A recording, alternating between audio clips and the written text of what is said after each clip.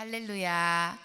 오늘 이 새벽 삶의 위기마다 기도하며 하나님의 구원을 경험하게 되시는 우리 복된 백성들이 되시기를 바랍니다. 오늘 나누는 시편 107편의 말씀은 하나님의 놀라운 구원의 역사와 하나님의 자비에 대한 찬양과 감사에 대한 시입니다. 시편은 150편으로 이루어져 있죠. 1권부터 5권까지 있는데요. 그 5번째 5권의 첫 장이 되는 107편의 말씀입니다. 이 하나님의 말씀은 하나님의 구원 역사와 하나님의 신실하심과 선하심을 노래하고 있습니다. 이 시편 기자는 이스라엘 백성들이 겪었던 다양한 위기와 어려움 속에서도 하나님께서 어떻게 그들을 구원하셨는지에 대한 노래를 하고 있습니다. 오늘 이 시편의 말씀을 통해 우리도 인생 가운데 주시는 위기 속에서 하나님을 어떻게 붙잡아야 되는지 깨달으실 수 있기를 바랍니다. 인생의 여정 속에서는 종종 예기치 않은 시험과 고난과 어려움이 있죠. 우리가 계획하지 않았지만 경제적인 어려움이 올 때도 있고, 관계의 갈등으로 깨어질 때가 있고, 신체적인 아픔으로 고통당할 때가 있으며 정신적으로 괴로울 때가 우리 삶 가운데 있습니다.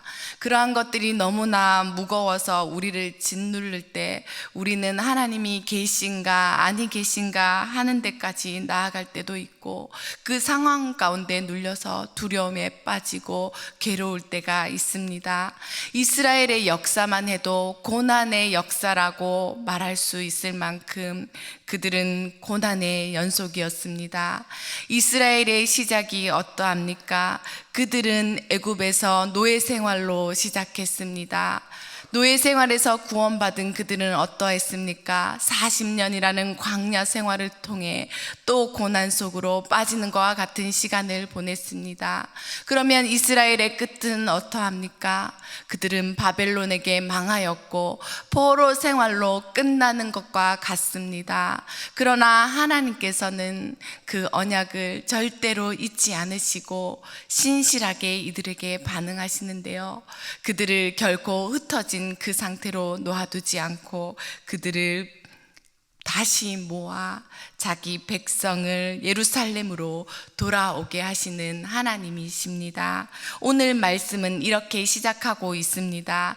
여호와께 감사하라. 그는 선하시며 그 인자심이 영원함이로다. 아멘. 여러분의 삶 속에도 이러한 고백이 있기를 바랍니다.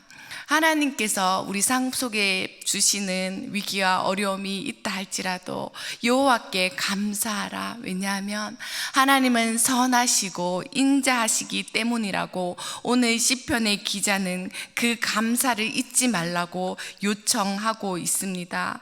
왜 그렇습니까? 우리가 처해 있는 그 상황은 변할지라도 신실하신 하나님은 결단코 변하지 않으시기 때문입니다. 언제나 선하게 우리 삶 가운데 베풀어 주시기 때문입니다. 2절과 3절 말씀에 하나님이 대적의 손에서 그 백성을 속량하사 동서남북 각 지방으로부터 모으셨다고 기록하고 있습니다.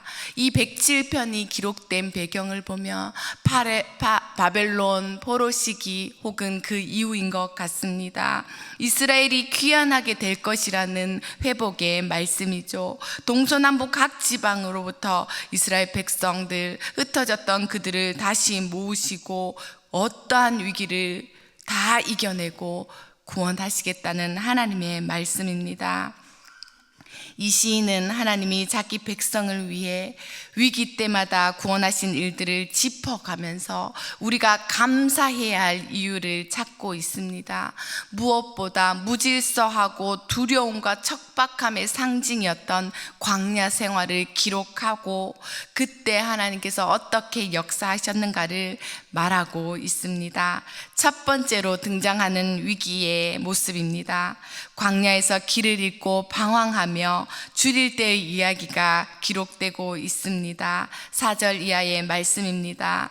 이스라엘 백성의 포로 생활 가운데 어려움을 과거 이스라엘이 광야에서 겪었던 40년간의 그러한 어려움에 비유하는 것입니다. 그들은 광야 생활에서 방황했으며 거주할 성읍도 찾지 못하여 유린했으며 그들은 광야에서 줄이고 목이 말라 피곤하였습니다. 평안할 때 하나님께 부르짖는 것이 아니라 그 다음에 뭐라고 기록되어 있냐면 근심 중에 여호와께 부르짖었다고 말하고 있습니다.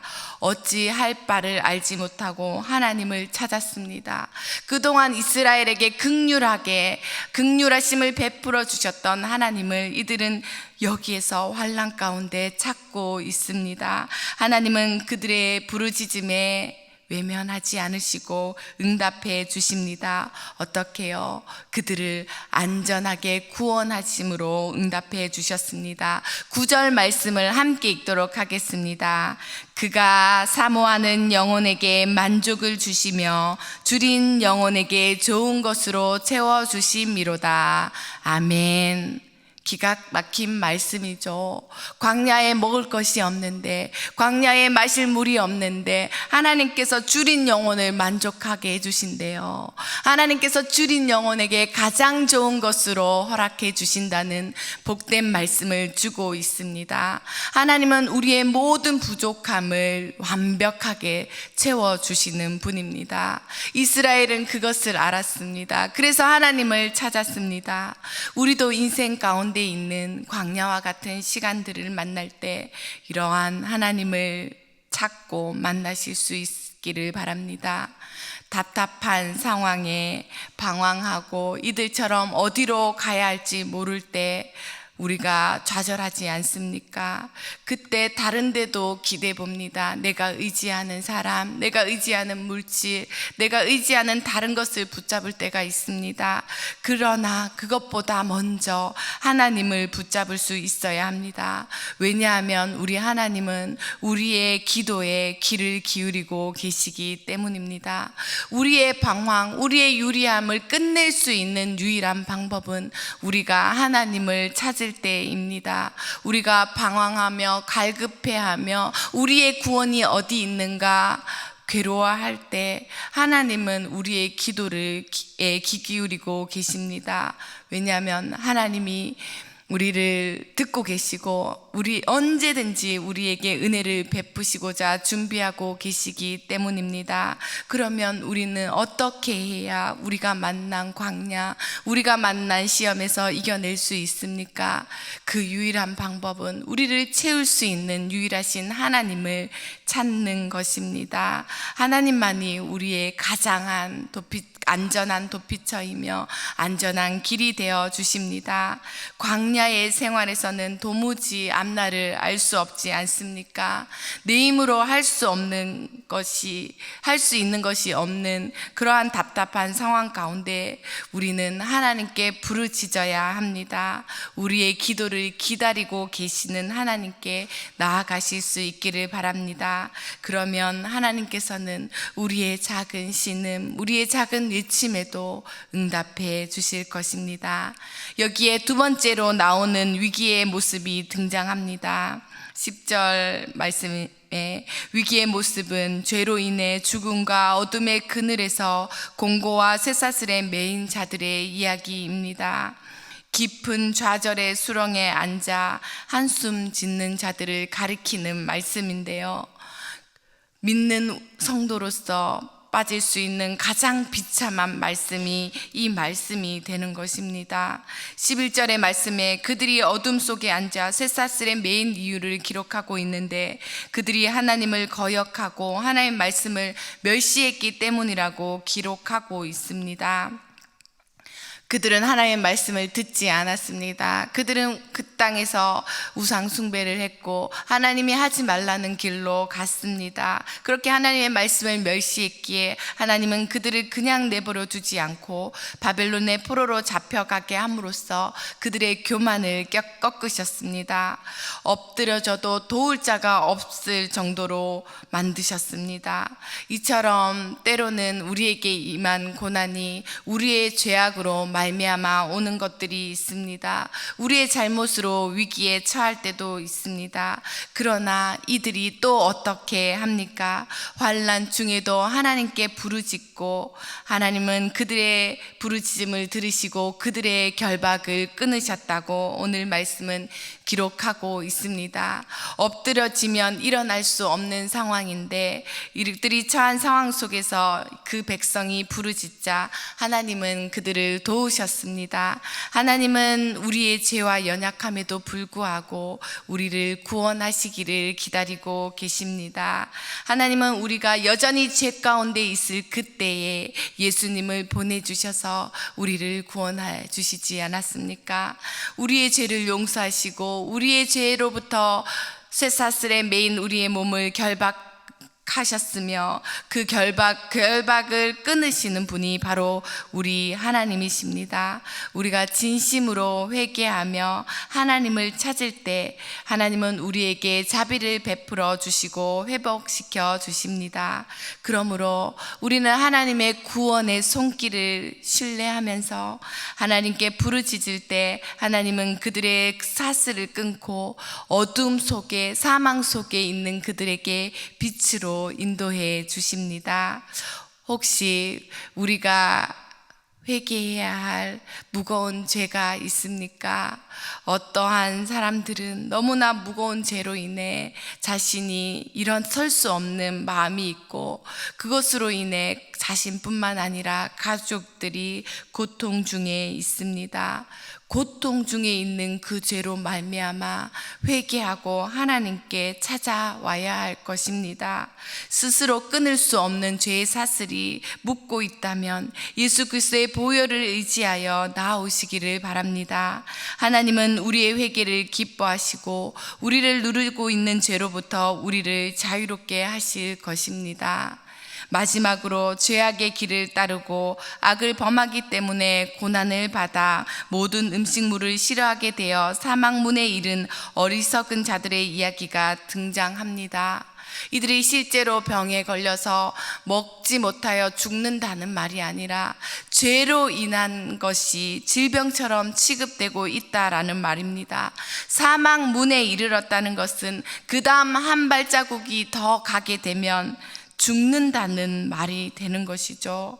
절체절명의 순간에 놓여 있습니다. 아무도 그를 죽음에서 건질 수 없는 상황, 돌이킬 수 없는 죽음을 맞이하고 있는 상황을 말합니다. 그런데 이러한 상황 가운데 하나님은 놀라운 일을 일으키시죠. 이 미련한 자들이 하나님을 찾고 있기 때문입니다.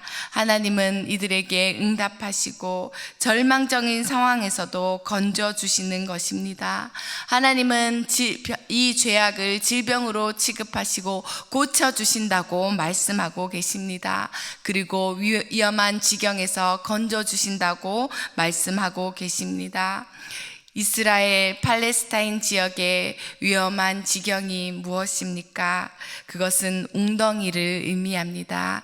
그 땅에는 비가 부족하고 물이 없습니다. 사막에서 어떻게 물을 마실 수 있습니까? 오아시스와 같은 것을 발견해야 되는데 그래서 팔레스타인에는 깊은 웅덩이를 파는 것입니다. 그래서 비가 올 때 그 웅덩이에 물이 고이게 되면 그것을 마시게 되는 것이죠. 웅덩이에 빠진 사람들이 있습니다. 요셉이 빠졌던 형들의 모함에 의해서 빠졌던 그 웅덩이는 마른 웅덩이였습니다. 그리고 예레미야가 빠졌던 그 웅덩이는 비가 조금 있는 질퍽한 진흙탕의 웅덩이였습니다.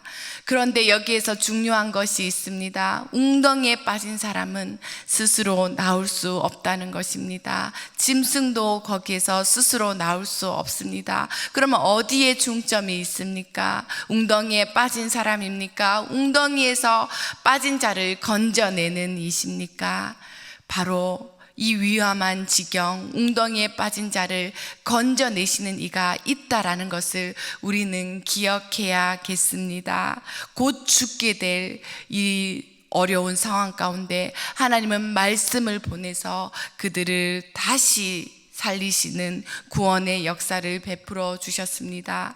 마치 히스기야가 죽게 되었을 때에 선지자를 통해 말씀을 주셨고 그 말씀이 구원의 능력이 있어 그의 생명이 연장되고 하나님의 말씀이 놀랍게 역사하였던 것처럼 죄로 인해 질병으로 고통당하는 우리도 하나님의 말씀으로 그렇게 새롭게 될 수 있습니다.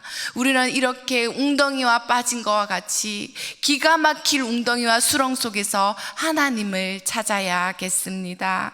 그러한 상황 속에서 위기를 만날 때마다 하나님께 기도해야겠습니다. 오늘 시편 107편이 우리에게 주시는 이러한 위기의 순간마다 이들은 죄를 지었지만 하나님을 찾고 또 찾았습니다. 그들이 할 수 있는 유일한 방법이었고 그들이 할 수 있는 가장 지혜로운 방법이 환난 가운데 부르짖고 하나님을 찾는 방법이었기 때문입니다. 우리도 이 시편 107편의 말씀을 붙잡고 방황할 때, 고통 중에 사슬 가운데 있을 때, 절망 속에 어두운 가운데 갇혀 있을 때, 치유되어야 할 고난 속에 있을 때 우리의 기도를 들으시고 우리를 구원하시기 위하여 손길을 내미시는 하나님의 손을 붙잡으실 수 있기를 바랍니다. 그래서 우리의 삶의 위기마다 우리가 해야 될 것은 하나님께 부르짖는 일입니다. 모든 삶의 위기마다 하나님께 부르짖는 기도의 습관을 가져야겠습니다. 하나님 너무 힘든데요, 기도할 힘조차 없습니다 라고 생각되는 그러한 위기 속에서 우리가 할 수 있는 것이 있다면 주여 주여라고 부르는, 하나님의 이름을 찾고 부르는 그러한 신음까지도 하나님은 기도로 받으시고 하나님의 은혜와 사랑을 베풀기 위하여 준비하고 계신다는 것을 기억하시기 바랍니다. 하나님의 변함없으신 인자심과 선하심이 영원합니다. 우리를 향하신 하나님의 선하심과 인자심이 영원하기에 우리는 어려움 중에도 고난 중에도 오늘 시편 기자가 말하는 것처럼 감사 찬양을 할 수 있습니다. 우리를 지탱하고 있는 것이 바로 이러한 하나님의 은혜와 사랑입니다. 오늘 시편 기자가 감사와 찬양을 드렸던 것처럼 우리도 죄의 사슬에서 구원받고 하나님께 드릴 수 있는 가장 최고의 감사와 찬양을 해야겠습니다. 우리가 절망과 고난 속에서 하나님께 부르짖을 때 하나님은 신실하셔서 우리에게 응답하시고 우리를 구원하십니다. 삶의 위기 때마다 기도하며 그의 선하심과 인자심으로 구원을 베풀어 주신 하나님께 감사하고 영원히 하나님을 찬양하게 되시는 저와 우리 모든 복된 주의 성도님들이 되시기를 축원드립니다. 이제 합심하여 기도하겠습니다. 하나님 아버지, 이 시간 우리의 삶의 위기를 돌아보며 하나님께 기도합니다. 우리의 하나님 위기 속에 오늘 주신 말씀처럼 모든 문제와 어려움 속에서도 우리를 인도하시는 하나님의 선하심을 기억하며 하나님께 감사와 찬양을 올려드릴 수 있게 하여 주옵소서. 그리고 우리의 기도를 들으시고 응답하실 하나님을 언제나 신뢰하게 해달라고 우리 이러한 기도의 제목을 붙잡고 우리 하나님께 간절히 기도하심으로 나아가겠습니다. 사랑의 하나님 아버지, 우리의 삶의 어려움 속에서 언제나 우리를 지키시고 돌보시는 하나님 은혜에 감사드립니다. 우리가 하나님의 은혜를 경험하게 하여 주시옵소서. 하나님, 언제나 우리를 바라보시고 우리와 함께 하시는 주님과 동행할 수 있도록 역사하여 주시옵소서. 우리가 길을 잃고 방황할 때, 고통 중에 죄의 사슬에 묶여 있을 때, 절망 속에서 어둠에 갇혀 있을 때, 다른 것이 아닌 하나님을 먼저 찾고 주께 부르짖어 기도할 수 있는 믿음을 우리에게 허락하여 주시옵소서.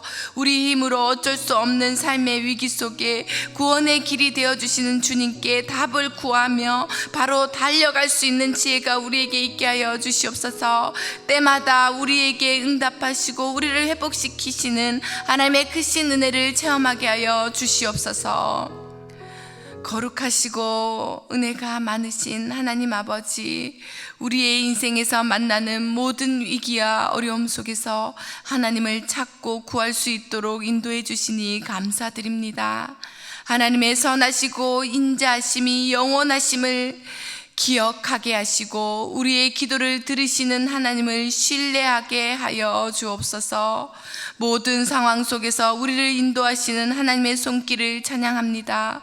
오늘도 구원받은 자의 삶을 넉넉히 승리하며 살아갈 수 있도록 우리의 영혼을 만족케 하시고 좋은 것으로 채워 주시옵소서. 예수님의 이름으로 기도드립니다. 아멘.